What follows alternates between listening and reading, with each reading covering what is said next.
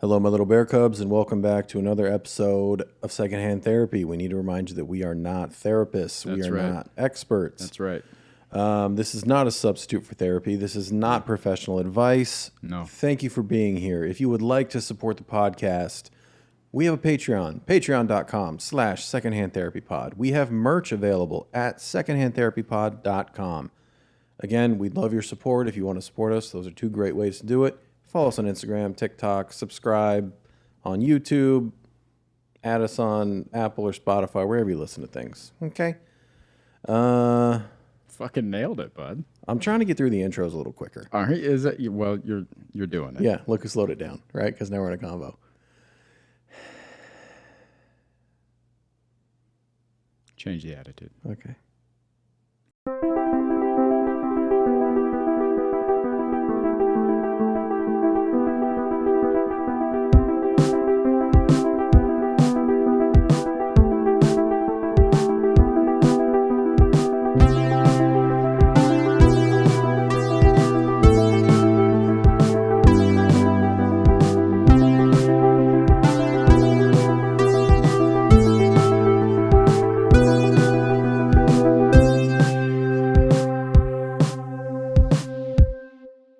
Okay, so I'm back. I'm back in Tucson with my family. Yeah. Right. And I had this weird moment because I love multiple truths. Right. I love my family very much. They are a bunch of unhealed people. Okay, I thought you were going to use another adverb there. Okay, good. They are a bunch of unhealed people who are not interested in therapy or getting better because they don't think there's anything wrong. So I am in this place of, I don't know that I consciously made this decision, but I've decided that like it ends with me. Okay. I'm not carrying this shit anymore. The anger, the not trusting anybody, the whatever, all the generational trauma. Like I'm healing. It stops here. However, I'm also getting a vasectomy. I was just going to say, like. However, my sister has a 4-year-old. Okay. So. Kidnap the baby. No. Oh. I love her very much. No, multiple truths. I love her very much. I want to keep her. Right. Now, it's a weird thing to be sitting there being like, "Oh, I'm done with this. Like I'm not doing that anymore. I've done it long enough." But then I go home and I watch my family be who they are. And it's a very helpless feeling because they don't think there's a problem. Have you talked to them about this, or are you just assuming that they don't think there's a problem? No, they don't think there's a problem. I've talked to them. Oh, okay. Yeah, I've asked. Yeah. Ain't nothing wrong. Nothing wrong. But obviously they know that you're in therapy. Have they expressed anything about being like, why are you doing that? Or Yeah. What's the point? Oh, really? Yeah. Oh, I was unaware of that. Yeah, they both are just like, why would you do that? I'm like, oh, because I'm unwell. That's why. And my sister gets it. Mm-hmm. Like, she grew up super angsty. She's an anxiety case now. She's done therapy, I think, a handful of times. But she's just like, yeah, they're just telling you things you already know. Oh, she's one of those. Yeah. Okay. She's like, if I were to sit and think about it, like, I'll get to the same place. I'm like, but you're not. But you're also But not hey, guess sitting what? there. You didn't get there. You're gonna look good. You're downloading all your shit right onto her. Yeah. Yeah, that's tough. Yeah, and my mom is just like, she's like, oh, therapy where they blame the mother for everything. So she watches the show. And I was like, she's always thought that about therapy. Yeah. And I'm like, so go in there and talk shit about grandma. Like, do it. Yeah. She's like, no. She's like, nothing is wrong. I'm fine. I'm like, you're on heart pressure medication because you're so stressed out, right? You're not fine. You can't have 2 days off work because you don't know how to live without work. Yeah. You're not fine. I did tell my mom that I talked about her in therapy, though. The Mother Nurture episode, I was like, I did talk about you in therapy.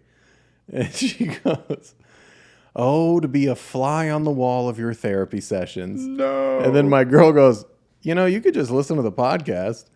And my mom goes, I would never. I will never listen to that. And I was like, Ma, I'm not trashing you in therapy. I'm just working through things. Yeah. And I was like, you can listen to the podcast. I don't care. She's like, oh, no, I don't need that. I was like, okay. So I know your relationship with your mother was strained when you were younger, right? It was very like... No, it wasn't strained. Well, you felt like you couldn't... Yeah, I didn't know that. Fuck up I didn't or- know that until now. Okay, so what was the communication like between you guys? Growing up, Yeah. like, at what stage? Like teenage? Yeah, let's do like... Let's start with 6 to 12. 6 to 12. Okay, so that's like middle school Yeah. or late elementary school, middle school.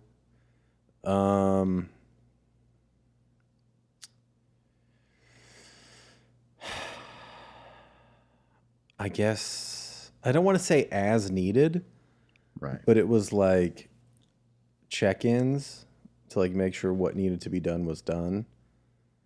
That kind of thing. To my recollection, I think was the majority of it. You don't view that as strained at all? Yeah, now I do. Yeah. But like growing up, that was just. Yeah. Well, I just mentioned straight, and you were like, it wasn't straight. At the time, I didn't know it was straight. Right. I'm just now learning that, like, Yeah. yeah, the communication styles I had, the emotional caretaking that was not there. Like, I'm just now learning about these things. What I'm getting to is trying to figure out that communication style now because she's so adverse to listening to the podcast because it is so personal to you. My mother would be all about it. My mother would Oh, for listen sure. to fucking every episode. She would post about it. She would like tell my mother would be very invested in whatever the fuck I'm doing. Let me ask you a question. Yes. If your mom was listening to the podcast, would you be as honest about her as you are? Yeah. Yeah, and you think she'd keep listening? Yeah. Oh, absolutely. She would always keep listening. And two, I would say these things as I'm learning or as I'm going. I would say these things to her. I would have these conversations with her. We had a very, very close relationship. Yeah. We talked about fucking everything. So it's interesting to me that your mother is so uninvested, and just the idea of even hearing your personal life or you unpacking these emotional things is something that she's like, nope, fuck that. So it's not that she's, I don't know the word, uninvested. Mm-hmm. She's protecting herself. Okay. I think she just can't bear to hear the things I have to say. She thinks I'm going to be basically talking about Trashing her, what a yeah. terrible mother she is. Yeah. She doesn't understand the multiple truths. She doesn't understand that I'm like, oh, she was truly doing her best. And at the same time, I deserved way better. Yeah. She doesn't get that. A little black and white, the woman is. So You know? I can't imagine. Weird. Can't imagine. Yeah. So, follow up then. Uh-huh. She is still around. So, do you have plans to have these conversations with her at some point about childhood and trauma and these things? I asked her if she wanted to, and she kind of, I don't want to say she skirted it, but we could never get on the same page of what the conversation was. I think she is so defensive when it comes to these things that she was being deflective without realizing it. She feels like she's going to be in trouble. I don't know. I don't know that she has people pleaser tendencies. I think I don't know how she feels. Yeah. Just my impression, is that she was becoming deflective. I wouldn't even say defensive. I think it was more deflective without realizing it. But the morning we were leaving, I wasn't going to see her because she had to go to work early. But the night before, I gave her a hug and, say goodbye and all that. And she said, the next time you're here, we need to sit down and have a talk. And I was like, okay, not a problem. See you Christmas. I was like, we can do it. So I think she wants to. She wants to have the conversation. I don't think she knows how. And I don't know what the conversation is going to be for her. I don't know if she's going into it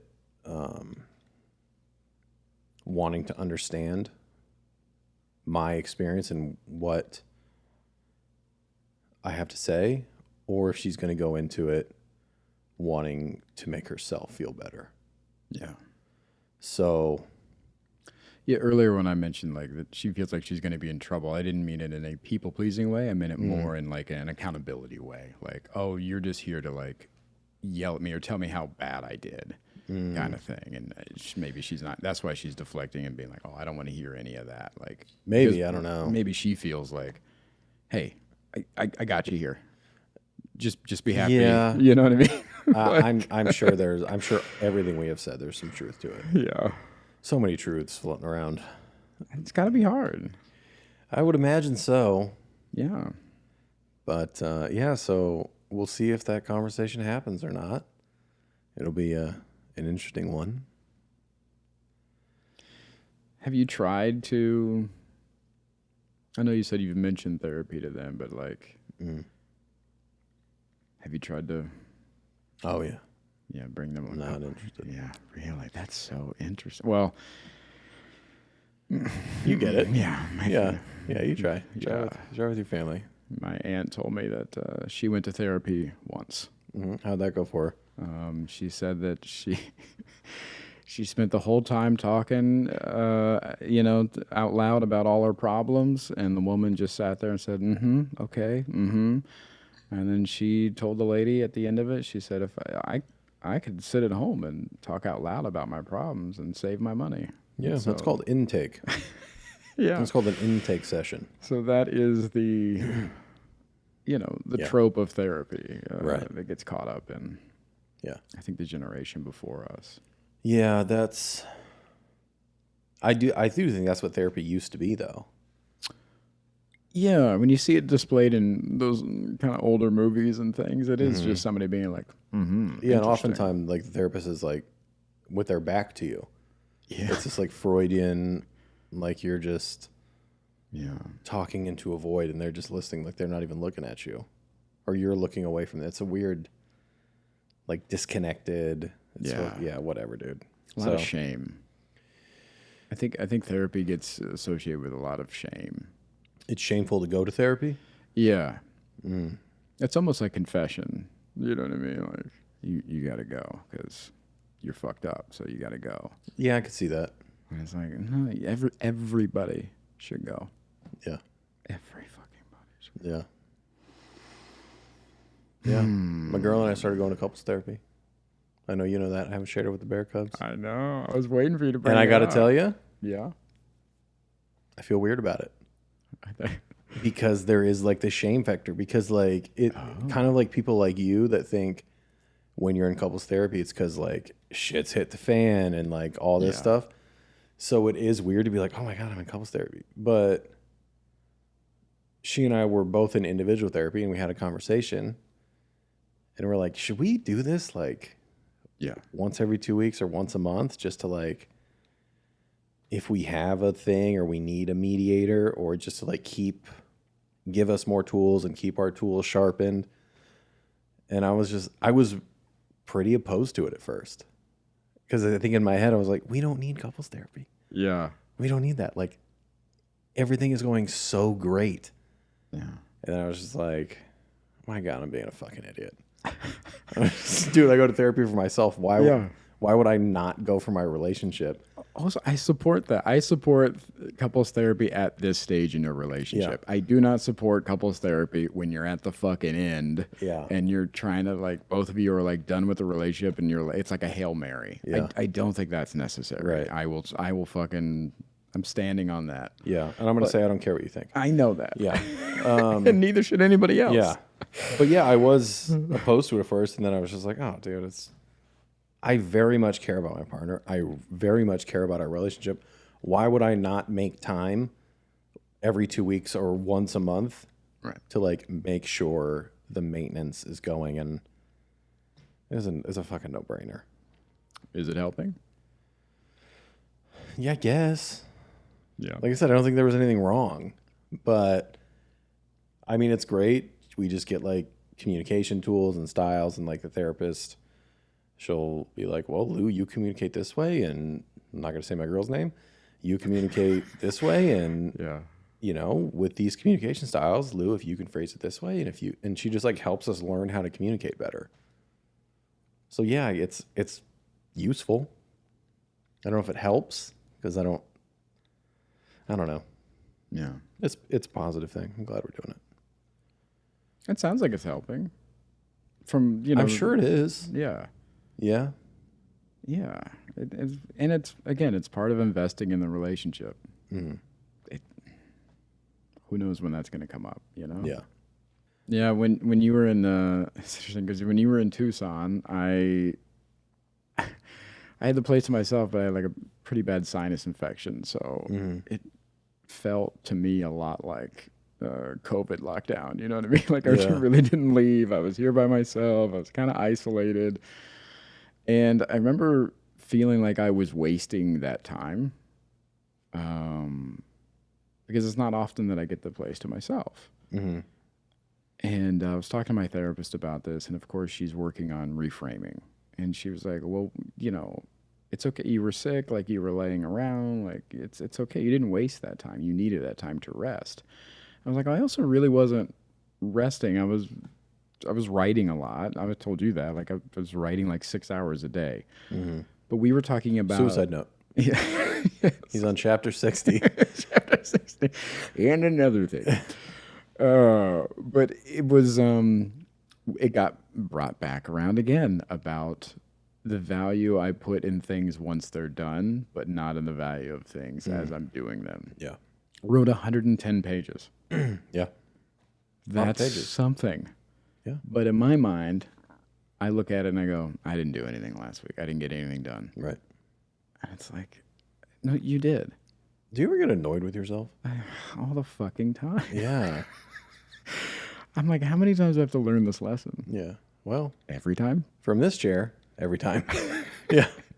It's usually 10 or 15 until something clicks with you. Yeah, it's every fucking time. But yeah, that was what I was trying to do, was just trying to,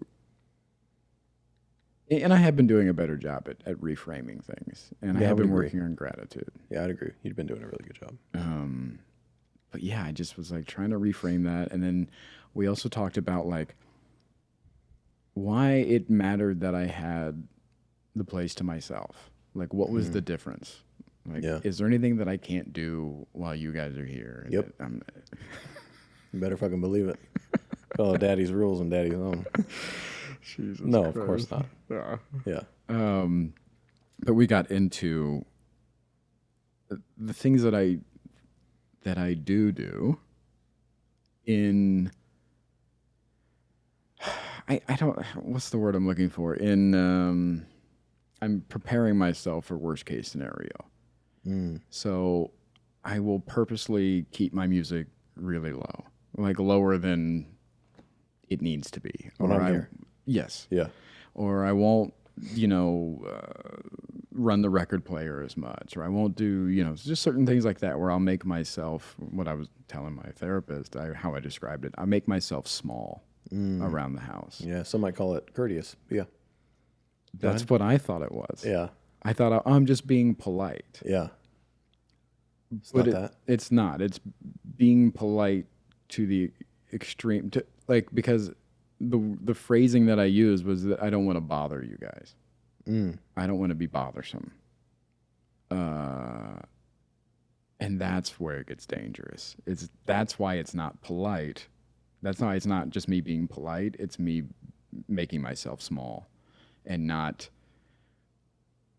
doing things that make me happy or doing things that I want to do or need to do because I'm afraid I'm going to interrupt whatever you guys have going on. I don't understand. So that sounds courteous to me. Yes. Because I do that. Like, I keep my volume lower. I'm still watching or listening to what I want. Yes. I'm like, oh, I don't want it to go through the walls and like affect what he's doing. Yeah. And I mean, common courtesy is that, where it's just like, I'm Yeah. not going to blare this. Right. But what I'm saying is, I won't do it at all. Oh, instead of having the record player turned down, you just won't play a record. I just won't play it. Oh, well, that's fucking dumb. Yeah. Why are you doing that? Yeah. Because I'm afraid of getting in trouble. Who man? You can't get in trouble with another grown man. What's wrong with you? No, but that's it. Like, it's going beyond being polite and making myself small. And so she was saying that a way to get ahead of this is in these moments where I feel like, oh, they might be mad at me. Then then to just clear it with, like, just be vocal about it. So instead of either not playing music or playing it super, super, super, super, super fucking low where I can barely hear it, just to make sure. Yeah. Or wear headphones. But yeah. Yeah, to just bring it up to you and say, hey, I'm going to play some music. If it's too loud or something, just let me know and I'll turn it down. Yeah. That's normal behavior. Not to me, baby. That fucking, like, I'm like, you want me to do what? So, yeah, and you also can't just like do what you want and trust that if it is too loud, we'll say something or I'll say something. And then, because if I say something, you're in trouble. Absolutely. If you have to tell me, I fucked up. I fucked up and you're mad at me. And now I don't get to do that in the future, probably. Or I won't do that in the future. The fucking first time I play something, like let's just like, we'll keep on music, right? I'm playing music and you come in and you go, hey, can you turn that down a little bit? Oh, you better believe I'll never play that fucking again. You better believe I'll never turn that fucking record player on ever again. It's good to know. That is good to know. Because again, I will be so small, you won't even know I fucking exist. Hey, when you don't make me lunch, it makes me angry. I'm so mad at you when you don't make me lunch every day. You're such a piece of shit. What? Be a good boy. Make daddy lunch. Can't fucking stand you. I didn't know you felt like that. That sucks. Yeah. Yeah. Damn. Yeah. Give you a guess where it comes from. Mommy? Yeah, man. Yeah. Childhood. Yeah, of course. Yeah. And which led us into feeling safe. Again, not feeling safe when I was a kid. And it keeps coming back to this. And for me, that's hard to understand because I felt safe as a kid. I can't wrap my head around it. I think a lot of people, when people talk about feeling unsafe as a child, they think it comes into some sort of abuse. That's where it leads. I think it's either physical or sexual abuse. And if those things aren't checked off, then I had a great childhood. I'm safe. Then yeah, I'm safe. Like, what are you talking about? Yeah. I don't think of the emotional damage. I don't think of those people pleasing things being passed down to me. I don't think of that as abuse. Yeah. But again, it goes back to the nervous system, what you're always talking about. And hey, man, I'm just learning that I have anxiety. I'm a super chill, laid back dude. Yeah. So 48 episodes in. Yeah, He's almost, as we're talking about, learned the lesson. Just about 48 weeks on this one. just almost. But yeah, my nervous system was just wrecked as a kid all the time because of the not wanting to upset anybody and not speaking up for my needs and all that shit. Yeah. So Because we didn't want to disappoint mom. right. Yeah. Yeah. And so my nervous system is just fucking wrecked. And I don't think about that. And she brought that up about, like, imagine what you're doing to your body every day, worrying about, like, is this music too loud? Or if I go in there and like run the ice machine right now. Is that gonna fuck with them? Or like whatever it is that I'm in my head about. Like it's not just a thought that I'm having. That is my nervous system getting rocked, being like, oh no, we're gonna get, yelled at or in trouble, or they're gonna be mad. Like that goes through my body, and I don't think about that. I don't connect that. Is there any situations where your nervous system doesn't? Like you could be doing something and it could be loud. Maybe you have somebody over and it's real loud. In those moments, are you like, God, I hope I'm not bothering them? Or is it because you're... No, in those moments, pride takes over. Yeah. Yeah. Yeah. In those moments, I'm like, yeah. Okay. You hear that? So when there's validation on the line, the nervous system is like, oh, no, give me my treat. Yeah. That's fair. That's that when makes the sense. dopamine kicks in. Yeah. Yeah. Oh, man, I love dopamine. But yeah, so it comes back around to getting ahead of things and just being more vocal about my needs and saying like, hey, I'm going to do this. If it's bothering you, then I'll change it. Man, that's so hard to speak Or up. even if it's bothering you, then we can talk about it. Like, I feel like if it's bothering you, I'll change it is even like, Yeah. yes, sir. Yes, you got it. Like, yeah, we can just have a conversation about it. Yeah. Yeah. Where'd you just go right now? The anxiety that leads to, like, of course I'm going to change it because like, if I don't change it, you're going to be upset with me and I'll never do it again. Yeah. So like, yeah, I need Good to know. yeah. Yeah, man. Do you not have anxiety? Like if I came to you and said, hey man, that's too fucking loud. If you came to me like that, Like that. Yeah, I guess that is. But in my head, that's how it sounds no matter what. Right. Somebody was like, please turn it down. I'd be like, then he came in and said, that's too fucking loud. right? Yeah, I know that's what you would hear. Yeah. If you came and knocked on the door and was like, hey, would you mind turning it down a little bit? I can hear it through the wall. I'd be like, oh shit, yeah, of course. And you'd never think twice about it. No. Wow. In the future, like I would be like, what I would do is I would take note of what the volume was at, what I changed it to, and I'd be like, okay, this is now the operating level, like at night or whatever. Yeah, yeah. And I would just kind of make a note of the range, but yeah, I wouldn't be afraid you're gonna come back. Yeah, come back again. I'll turn it down a couple more clicks for you. What do I give a shit? Yeah. Yeah, that's fine.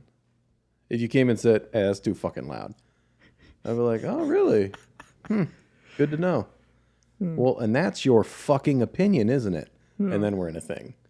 Right. Yeah. But yeah, if you just, hey, would you mind turning that down? I can hear it through the wall. That's fine. You're allowed to do that.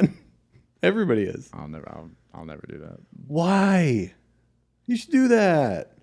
Now you're gonna test me. You're gonna be blaring something. Be like, I wonder if he's Buddy. gonna come in here. I'm like, nope. Oh my God. The volume at which you're going to hear The Office until you come in there. I'm not going to sleep teaching you this lesson. Oh yeah. No, yeah, that's rough. Yeah. Yeah. I've spent my life making myself small, and in a lot of scenarios.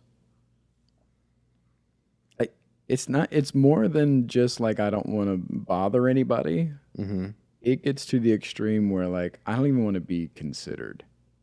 You know what I mean? Like I'm doing a better job of it now, like speaking up with things where I'm like, okay, I don't like that, or I don't want to go there, or like things like that. Yeah. But for the majority of my life, nah, man, you're not going to hear anything out of me. Hey, we're gonna go to this fucking sushi place. You got it. You just I shit don't your eat pants. sushi. Yeah. I won't eat. I'll have a Diet Coke and a smile and sit there. And I'll hit McDonald's on the way home or whatever the fuck. But, like, I'll go. Instead of saying, yeah, I don't really fuck with sushi. I'll go. What if instead of saying, I don't really fuck with sushi, be like, I can't eat sushi? Then I'm interrupting everybody's evening or somebody's evening, and I don't want to impede on that. So I would rather not even be considered because I don't want to mess up anybody's thing they got going on. You want sushi? Let's go. Now I am doing a better job of it now, where I am saying, I don't fuck with sushi, and if the follow up is like, I'm like, yeah, I can't have it. Yeah. I am doing a way better job of that now. I hate to harp on this. Why is it I don't fuck with sushi and not I can't have sushi? Because to me, when you say I don't fuck with it, it just means I don't like it, which isn't the case. Because I can't have it feels shameful. You feel ashamed that you can't eat sushi. Mm-hmm. Yeah, because it's the same feeling I get when I tell people I don't drink. I've spent my whole life telling people I don't drink, and they just want a fucking reason. And it's like, I just don't. And so I'm just not interested in it. And so when The conversation? Yeah, when I tell people no, sometimes I feel shame. I'm letting them down. Because your stomach cannot handle raw fish. Right. You're letting them down. I can't have raw meat. So I'm letting you down because I know that you really want sushi. I physically can't have it. So let me ask you this. How do you know they really want sushi? Because what I'll tell you, sushi is a pretty go-to meal for a group because most people like sushi. Yeah. It's not that everybody has a hankering for sushi. When It's usually a safe bet. So when sushi comes up, Yeah. it usually comes up like this. Ooh, sushi. Like it's one of those. Yeah, you're hanging out with white people. Yeah, exactly. It's one of those foods. Say Jamba Juice. They'll come and yeah, where people get excited. It's a very excitable food. Yeah, I do love sushi. Yeah, and so I feel like I feel shame because I can't have it or I don't want it, and Interesting. it's letting people down.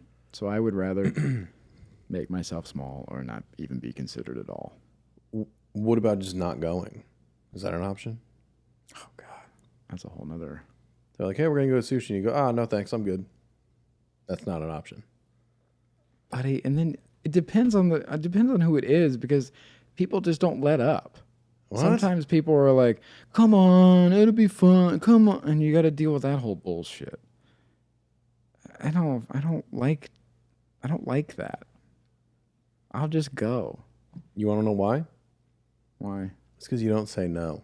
Yeah, I know. No. Oh, still talking. You don't say no.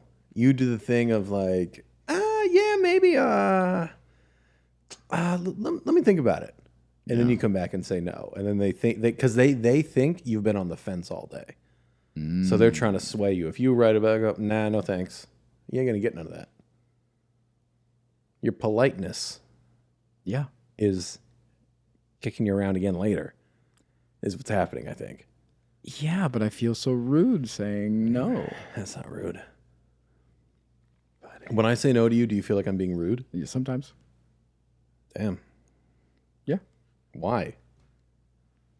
Earlier today, you're like, hey, you want to go for a hike? And I go, no. That was rude? Well, no, because I know you're not going to do that. But if it was something sometimes I really want you to go somewhere with me or something. Yeah. Like, hey, I'm going to run over here and like, you want to go? And you're like, no. And you That's say it so rude? quick it's the tone and the timing. Tone and timing. Is it tone and timing, or is it that you want me to go and you're disappointed that I said no? So it feels more personal. It probably is some of that. It's probably 50-50. It's probably like, oh, I really would like him to go. Yeah. And it's not, and I think we've talked about this before. It doesn't even feel like you consider it. You just straight up go, nah. Yeah, dude, I'm like, like, oh, okay. but it's not about you. It's because I don't feel like going anywhere. Yes, but it doesn't always feel that way. And so that's Yeah. where it comes off rude is that it doesn't feel like, and that's why I play more towards the, let me see if I can do that. Yeah. Because that feels like I'm at least considering what you're asking me. So how about when I invite you somewhere and you do that and I go, buddy, just say no. Yeah. And you go, yeah, okay, no. What does that do for you? Frees me. I love that. I love that you allow me to just say But I'm like, no. hey, just say no. You're not going to go. We know that. Just say no. Yeah. I love that. Interesting. I wish I could just say no. And I feel like I've been slowly saying no more. Okay. Slowly. Not to me. Who are you saying no to? Besides yourself. I say, I say no to you sometimes. Not when I tell you to say no. Well, I know. I go, buddy, just say no. You don't want to do this. It's okay. Yeah. Yeah. Maybe you have been, and I'm not giving you enough credit. I don't know. Interesting. Yeah. So I'm working on. I need to work on speaking up for my needs more Just don't be annoying. and not make myself small. Yeah. So I'm about to be real loud in this motherfucker. Just doing whatever I want. I got no problem telling you to shut the fuck up. At all. And I appreciate that. Thank you. You're welcome. That would help me a lot. You know what? I'll do it willingly. You've already, you know what? You've already started. Yeah. Yeah. You started years ago. Yeah, yeah. I appreciate About a that. decade ago with you. Oh, God. The final thing that we talked about. You're gonna fucking run all over me with this. I can't wait. Talked about dreams. Dreams. Yeah. Okay. Wait. Sleep dreams or like aspiration dreams? Sleep dreams. Okay. You having dreams? What happened? She was asking me if I had any visitors lately. Uh-huh. And I have. Hmm. In the last few weeks, Grandma keeps popping up in my dreams. Interesting. And it's always this feeling that I have when I'm sleeping that, like, I need to call her. I need to catch up with her. Mm. It always just feels like, oh, I haven't called her in a while. I need to talk to Grandma. And so, you're going to love this. My therapist again told me to start dreaming with intent. You know what? No offense to your therapist. That's the dumbest fucking thing I've ever heard. I knew you'd fucking... Jesus I knew Christ. you'd hate that. What are we doing?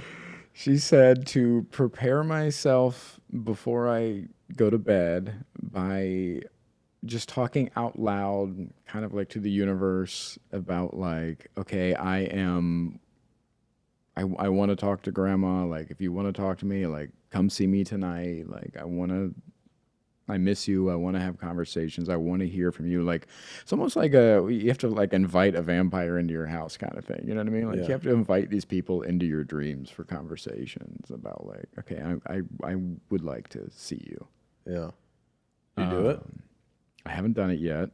I'm also supposed to start a journal and start keeping track of my dreams when I wake up, and so I can have detailed ideas of, like, what exactly happened, what they said, if they've come to visit, like, all these things. So I need to start a dream journal as well, because I am somebody who has very vivid dreams. Yeah. Every time I wake up from a dream, I know I should write it down, and then I'm like, I'll remember it. I have not remembered a dream my entire life. No, I mean, once, but Yeah. yeah. So I'm supposed to be dream journaling. I got a couple of empty journals. You want one? Yeah, that'd be great. All right, I'll hook you up with a journal. Yeah, I need to put it by my bedside like it's the fucking 1920s and Nice. be by candlelight. In my dreams last night. What do you want to talk to Grandma about? I don't know. Yes, you do. What the fuck? What do you mean you don't know? If she was here right now, what'd you say, dipshit? Oh God, all kinds of things. Oh, man. there it is. What do you want to talk to Grandma about? You fuck? Oh man. Tell the Bear Cubs. You know, she passed during COVID. Mm-hmm. Her and I had many conversations about when I could visit her and see her again during that time. Mm-hmm. She spent the last year of her life locked away in a nursing home, just like not allowed to mingle with anybody, not allowed to. So she just sat in her room. Yeah, a lot of people, for a year. a lot of elderly people had a real rough Yeah. last year. Yeah, that's really, really heartbreaking to think about. But I would call her a lot, and we would talk, and um,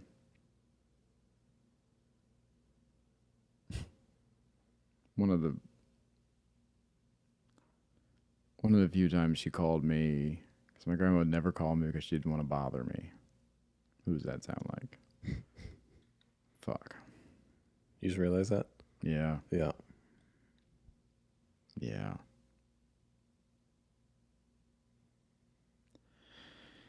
I wasn't doing great. Spoiler alert.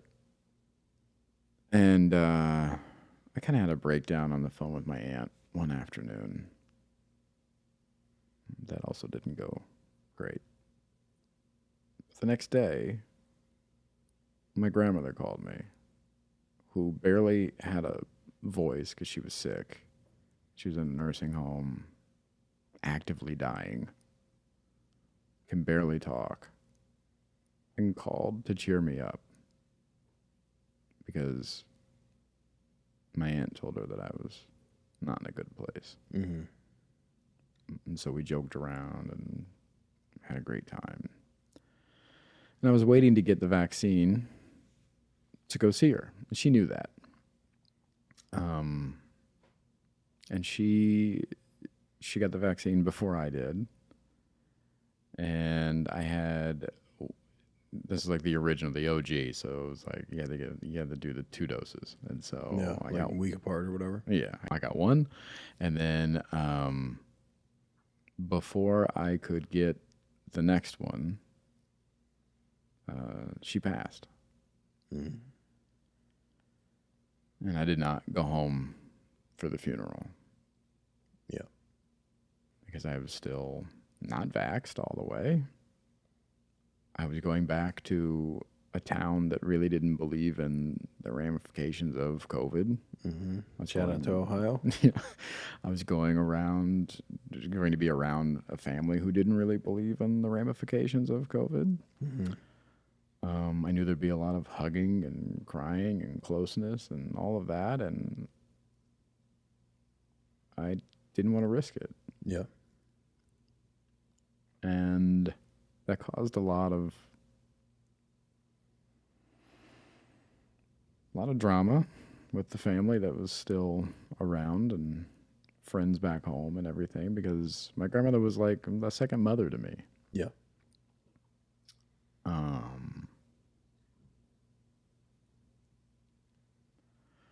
So a few days after Grandma passed, I went on this big hike up this mountain, and I just talked to her. Just the whole hike about how sorry I was that I didn't go to the funeral, that I wasn't going home for the funeral because it hadn't happened yet. How much I missed her, how much I loved her, how much I regret that I didn't get to see her before she passed, and that it just didn't work out, and how she spent the last year of her life, and just really just spilling all my feelings. But I haven't really talked to her since then. Mm-hmm.